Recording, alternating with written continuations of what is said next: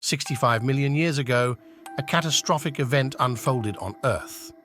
A massive asteroid, known as the Chicxulub Meteor, hurtled towards our planet at unimaginable speeds. Welcome to Aftermath, Chicxulub Meteor. The impact was cataclysmic, leaving behind a trail of devastation that reshaped the course of life on Earth forever. Today, the remnants of this ancient disaster lie in the Yucatan Peninsula of Mexico in the form of the Chicxulub crater.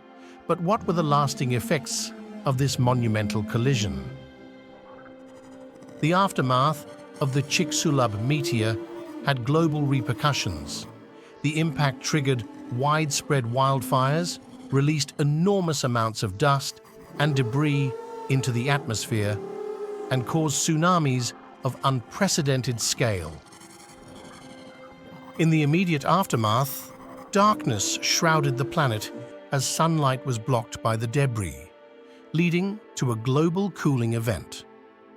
The environmental devastation led to the extinction of approximately 75% of all species on Earth, including the dinosaurs.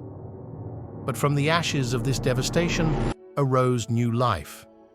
The extinction event paved the way for the rise of mammals and eventually the evolution of humans.